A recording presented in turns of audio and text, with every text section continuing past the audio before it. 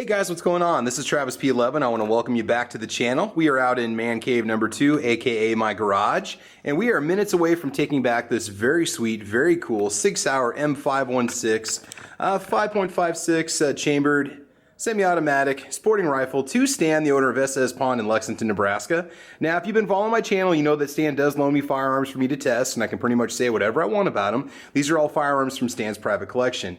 And what we have here is the M516. So this one is a little bit special. Well, it's actually very special. A couple of the enhancements that it has, and this comes from Sig Direct, are the carbon fiber handguard, which is in the front. Okay, it is piston driven, by the way, short stroke gas piston driven. You've got a fixed A1 length buttstock on the rear that's also carbon fiber. The furniture is made by Lancer, but it is actually marked with Sig markings on it, moldings and so on. It does have a Sig pistol grip. Okay, it's very, very cool. A little bit different from your standard mil spec. Ambidextrous safety, slightly different magazine release and paddle release. The buttons are just a little bit different from what you're used to on a regular mil spec lower. And it also has the machined in QD points for your single point sling or just any sling in general. Okay, they also have that on the back of the buttstock. It does come with some flip up iron sights that are styled after Troy, from what I've been told. I don't think they're actually made by Troy. Really, I'm not sure, but they are nice. You got them on the back and the front.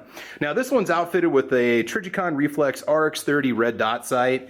That does not come with it from the factory. You know, you might be able to order it that way, but Stan did actually add that red dot sight when he purchased it. It does have a 16-inch, 1/7-inch twist barrel.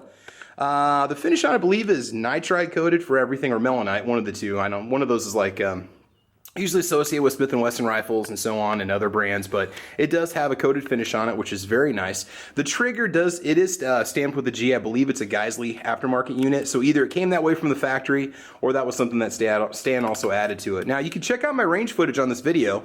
I'll put links to it a little bit later on. So you can click on them if you want to watch them. You've got a Picatinny rail up on the top, which is very nice. A little bit limited as you're not running key mod or M-lock, okay? Really, this is very easy to access. You just have 6 bolts that you remove to take off that front handguard. Obviously, you've got your forward assist, okay, ambidextrous safeties. It would have been cool if this would have came from the factory with an ambidextrous charging handle, but it did not. MSRP on these bad boys is around $2,500. Gander Mountain currently has them advertised for $1,879 when they're in stock. Okay, they're not always in stock, unfortunately. Shooting it was a little bit different experience. You know, a piston gun compared to your standard direct gas impingement, a little bit different feel to it. I would say maybe a little bit smoother, a little bit less recoil. I was shooting very accurately with it. You know, I was doing like a little inch and a half group, just shooting at 75 yards, sitting on the lead sled with just some 55 grain ball ammo. And I know guys can probably shoot a lot better than that. I mean, obviously, I was just kind of trying it out to see how it would do. I was able to peg a 24-inch gong at 250 yards with the dot sight. I was thinking about maybe taking it out to 300 yards, but I had the rain coming in, so I had to get moving, unfortunately. It does ship with a Lancer L5 magazine from the factory. A few more of the specs about it. The weight is 7.1 pounds. Obviously, you got your flip-up sights. Okay, black nitride and anodized is the barrel and receiver. There you go. I'm actually reading the specs off the Gander Mountain website. Just an awesome rifle, guys. It is a very sweet piece to have around. It's very cool. It does have the tensioner bolt in it like you've seen on the Springfield Armory Saint 5.56. It has a bolt that pushes up when the receivers are attached to put a little more tension on the chassis for a little bit extra, structural rigidity, I guess you could say. Let's see. Oh yeah, you also have the, since it's a piston-driven system, you've also got your gas valve adjustment on the front. So if you're running subsonic ammo with a suppressor or any kind of special ammo, maybe that isn't cycling properly, or any ammo in general, you can fine-tune the way that the receiver functions and your ejection and so on by having some controls on the front. Piece of cake to disassemble and clean. It was not a problem to take it apart, although I was never really quite able to figure out if the gas valve was supposed to disconnect from the operating rod, piston, whatever you want to call it. I didn't want to mess with it since this is not my rifle. I just wanted to get it clean, obviously, and then just get it turned back in. Now, again, they say that the trigger's mil spec, but it is a lot lighter. I would say it's maybe about a 4.5 pound break, possibly a little bit lighter, because, you know, it does go shortly and then it will give. Okay, by the way, this rifle has been completely cleared as it's been cleaned last night, put in the case, and it's ready to go back. So there you go, guys. I mean, in a nutshell, it's just a very cool rifle. I had no issues at all. with running any of the ammo that I was running, which was just, again, American Eagle 55 grain 5.56. It does have the Magpul oversized trigger guard in case you want to use gloves with it while you're shooting it. But yeah, just a very, very sweet piece. I mean, I was very happy with it. It did shoot a little bit different from the M400. Again, I felt the recoil was reduced from the M400, which I also just recently tested.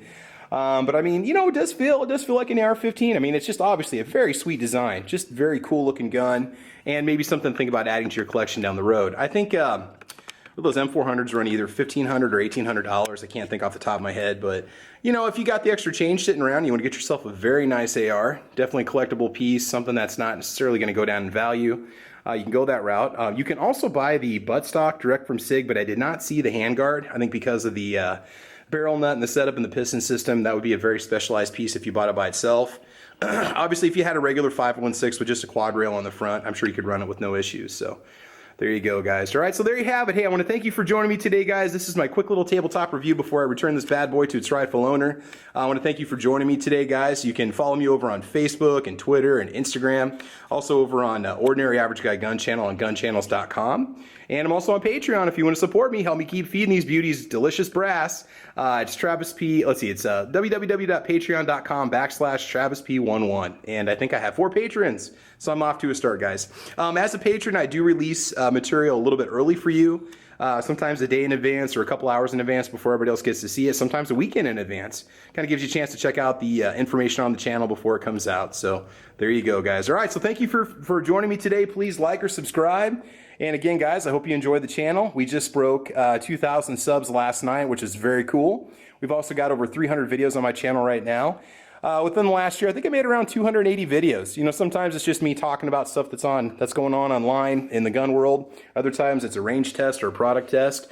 And so check it out. I think I have something to offer everybody. It's family friendly, even though you got to be running your browser on non-restricted. So if you found this video, you probably are, which is fine.